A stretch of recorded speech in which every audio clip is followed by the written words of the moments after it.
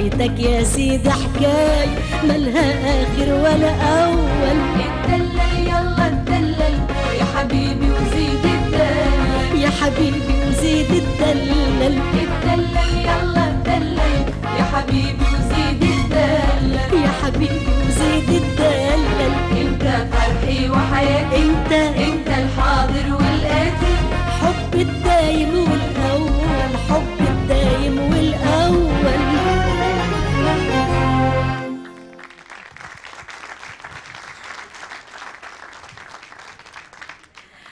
شكرا للمطربة هيام يونس. جلستنا ما زالت متواصلة. أستاذ عبد الله مناعي إن شاء الله نقول الصبح أستاذ.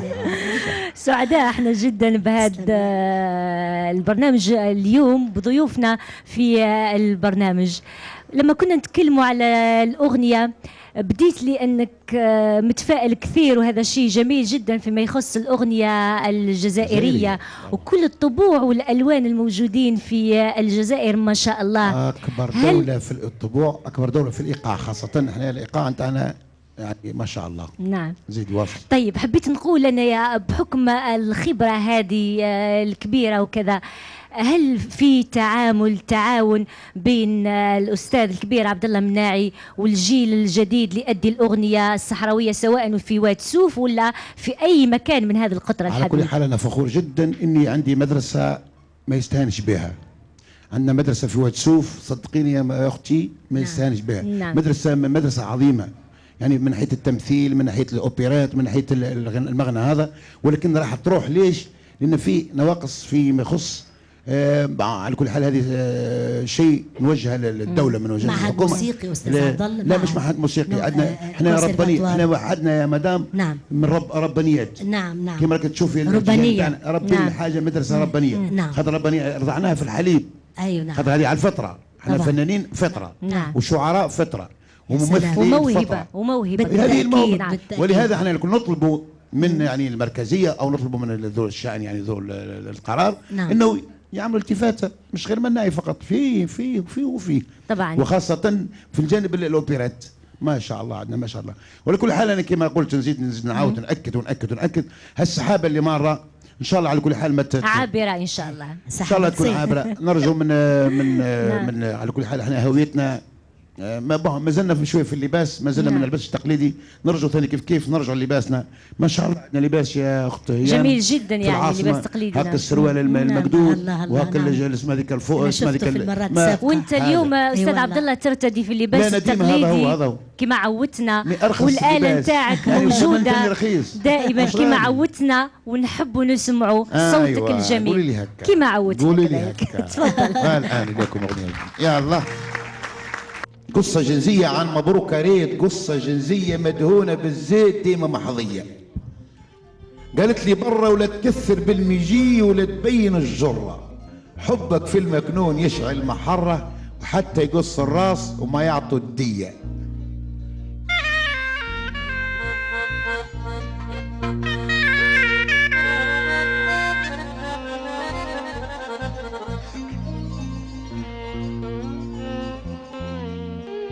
نهز راسي الفوق ونتوحد الفوقاني، نهز راسي الفوق ونطول معاه لساني. الجزائر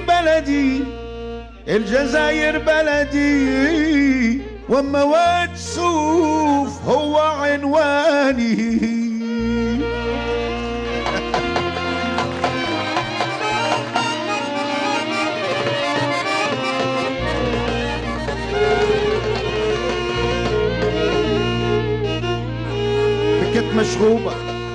بكت مشغوبة دموع عينها الخد مصبوبة،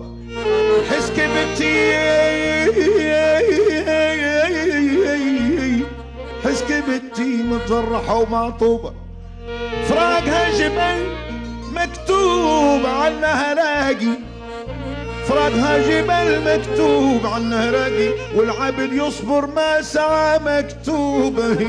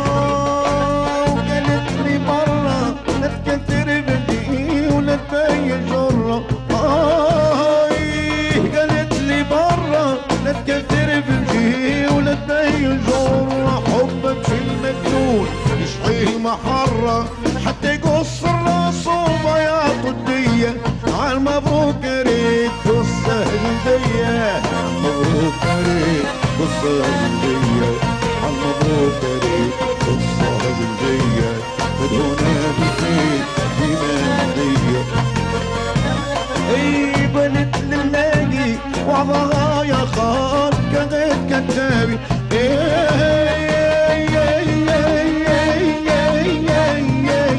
بنت للاقي وعظها يا خال كغير كتابي والخدود ورود تفاح نابي وعلي انا غسال صبحة وعشية عالمبروك ريت قصة هندية عالمبروك ريت قصة هندية عالمبروك ريت قصة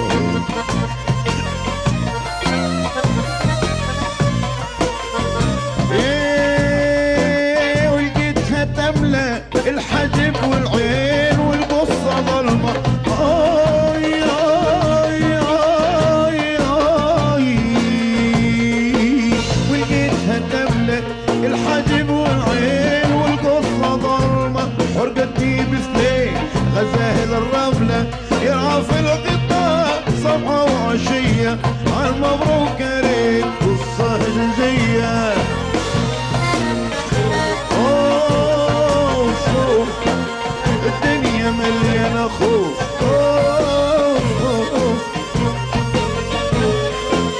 قلت لي تعالى لا تحبر مخاوف لا من الرجال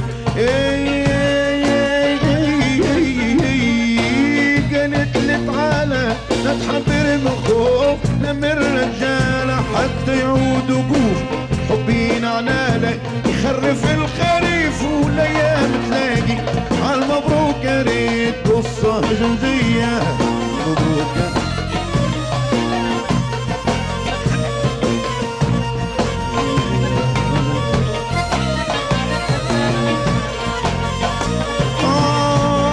حبيتكم بنية وعملتكم بأعمال ربانية وركبتكم هذه 40 سنة ومشيت بالحفا على رجلي سلفتكم بالوفاء وانتم وفيت يا ناس خلكم لي بالخير والود لي رضيتوا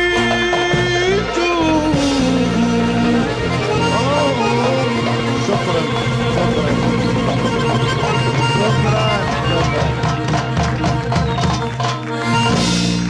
احسنت يا استاذ. لا برافو عليك يا شكراً، سلام. شكراً. هذا الصوت الممتع، يعطيك الصحة. علاش أنا شوي؟ يمشي لي قد اليوم علاش شوي؟ لا عندي صفرة يعرفوها يا جماعة أيوة. أصحابي زملاء يعرفوها شكرا شكرا طبعا فنانة هيام يونس. نعم. قبل قليل أنا تكلمت مع الأستاذ عبد الله مناعي على الطبوع والألوان نعم. الكثيرة والموجودة في الجزائر بكثرة يعني، والغنى الموجود في الجزائر. نعم. هذا الغنى أيضا والكثرة موجودة وصفة عندك وميزة عند الفنانة هيام يونس، أدائك لكل الطبوع العربية بلهجاتها المختلفة من نعم. الخليجي، أيوة. السعودي، الجزائري، نسميها التونسي، ممكن السوداني نسميها كذلك. الالوان الغنائيه. كل هذه الألوان الغنائية. نعم. حتى سمتك الصحافة العربية بالجامعة العربية الفنية يعني لكثرة هذه الألوان اللي نعم. أديتيها. أيوة. طيب احتكاكك بكل هذه البلدان وتعرفك على كل هذه الألوان أكيد هذا يزيد لرصيد الفنان يعني، ويزيدوا قوة ويزيدوا ثراء وغنى. هو من على مقاعد الدراسة بدأ عندي حبي للشعر. نعم. والأدب، وبدأت في غناء القصيدة العربية، وحبي للأدب جعلني أيضا يعني مهتمة لكافة اللهجات العربية. وكان لبنان أخت رزيقة نعم. يعني يسموه حديقة العرب يعني. كان كل أهل الفن في الوطن العربي كانوا بيجوا لبنان.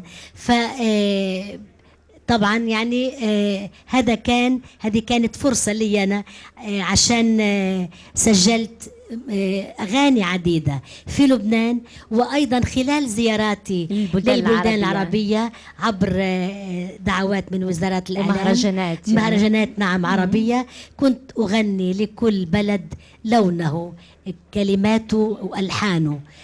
فأصبح عندي هذه المجموعة الكبيرة من الألوان الغنائية، وإن شاء الله بإذن الله مع الأستاذ عبد الله مناعي بتمنى نغني أيضا غير أغنية بنت العرجون. لا، في أغنية خاصة إن شاء الله. نعم، نعمل ديو ثاني بإذن الله. نهار المشيمة قوايا وخياني. نعم. نهار المحبة شاعلة فكناني. الله الله نهدوها للهيام يونس. أعطونا على كل حال تشجيع الأخت يونس. هي عندها رغبة. هذا مشروع إن شاء الله هي النور عن قريب. هذا المشروع إن شاء الله عن قريب. ولا عندي خلاص أنا على وعدي. وانا شاكر هذا الوعد وهذا الكرم، وان شاء الله على طول المدى استاذ عبد الله ان شاء الله نشوف هذه الاغنيه معكم عن قريب ان شاء الله، ويشوفها الجمهور وتعجبه ويتمتع بها كما عجبته. ردي عليا يا بنية العرجون. ان شاء الله. قبل ما نختموا البرنامج المطربه هيام يونس، نعم، نحبوا نرجعوا مره ثانيه نسمعوا اغنيه ليك. تفضلي نسمعها مع بعض. يلا مرحبا. شكرا.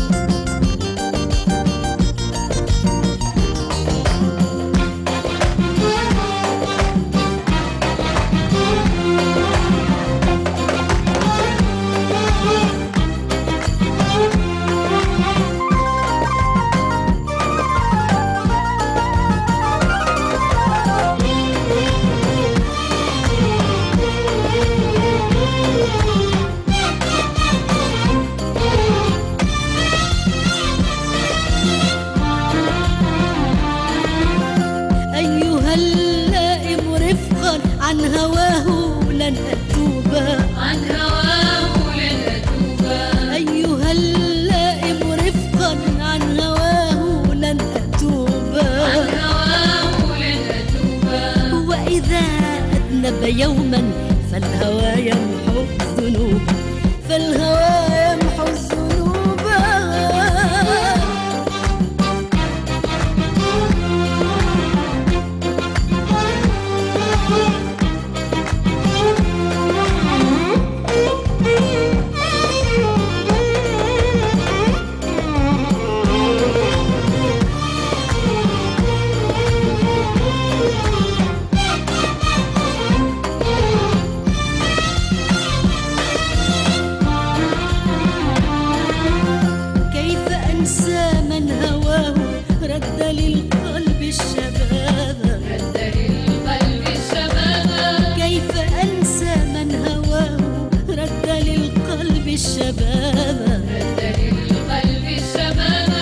فغدا الحلم يقينا بعد أن كان سرابا، فغدا الحلم يقينا بعد أن كان سرابا.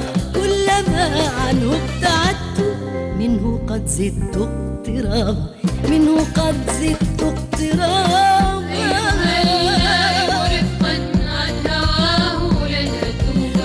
عن هواه لن أتوبا.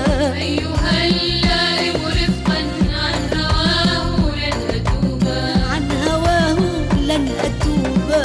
وإذا أذنب يوما فالهوى يمحو الذنوب، فالهوى يمحو الذنوب.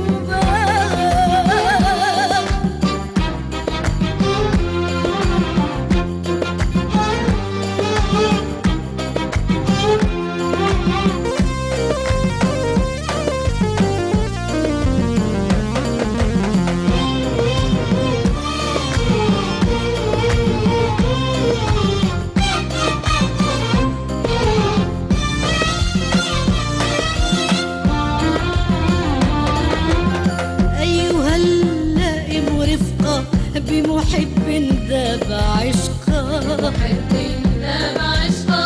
أيها اللائم رفقا بمحب ذاب عشقا، محب ذاب عشقا. فالهوى مثل النسيم والهوى أسمى وأبقى، فالهوى مثل النسيم والهوى أسمى وأبقى.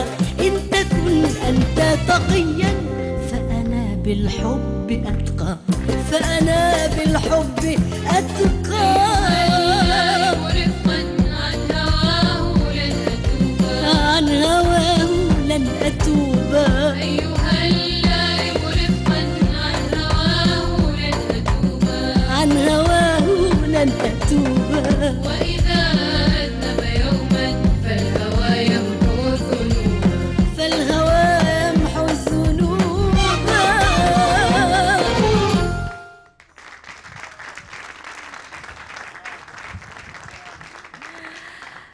برافو، شكرا. قبل أن نختم البرنامج راح نرجع لضيوفنا بعد ما نذكروا مشاهدينا الكرام بسؤال مسابقة البرنامج. تفضلوا. اتصل وشارك في مسابقة ليلة النجوم بالإجابة على السؤال التالي: كم هو عدد زيارات الفنانة هيام يونس للجزائر؟ 1 3 زيارات، 2 4 زيارات، 3 5 زيارات. اتصلوا بنا على الأرقام التالية: من الثابت 080 120 290، من المحمول أو النقال 1408، ويمكنكم الاتصال عن طريق الSMS 20 28 45 26. الجائزة 100,000 دينار جزائري أي 10 ملايين سنتيم زائد هاتف نقال ملتي ميديا. اتصل وشارك وحظ سعيد للجميع. حظ سعيد إذن لكل من يشارك معنا في مسابقة ليلة النجوم. في النهاية أشكر ضيوفي اللي شرفونا الليلة وقضينا معهم فعلا ليلة من ليالي النجوم. المطربة هيام يونس، شكرا لك. أنا بشكرك وإقامة أيضا طيبة في الجزائر. أختي الحبيبة، وبشكر الأستاذ المخرج الأستاذ مصطفى، وأيضا بشكر ست ليلى مديرة الإنتاج، وبشكر كل العاملين في جميع الإخوة العاملين في التلفزيون الجزائري، وبشكر الجمهور الحبيب. ويلا أنا نقول لك وهذه المفاجأة اللا أحب من الجمهور، يعني من التلفزة، اللي اني قابلت الاستاذ الفنان الكبير اخويا وزميلي الاستاذ عبد الله مناعي، الحمد لله يعني بعد الغيبة الطويلة. وانا نقول لك ان شاء الله سافري يا حبيبتي وارجعي لي، تطولي علينا الغيبة وزورينا يا لو كان كل سنة مرة. ورح منودعكن رح منودعكن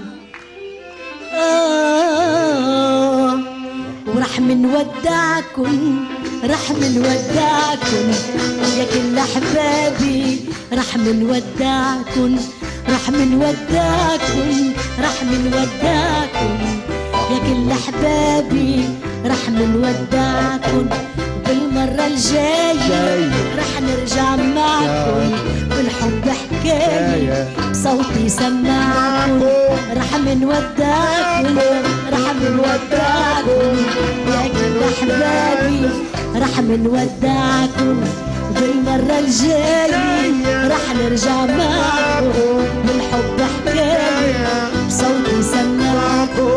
لولا محبتكن والله ما كنت بغني، ان شاء الله برفقتكم رح كمل شوية شوية. لولا محبتكم ما كنت بغني، ان شاء الله برفقتكم رح كمل فني. غنوا يا احبابي غنوا تنغني اغلى الاوطان، حب وجمالكم رح نودعكم رح نودعكم يا كل احبابي، رح نودعكم بالمرة الجاية رح نرجع معكم والحب حكاية صوتي سمعكم يا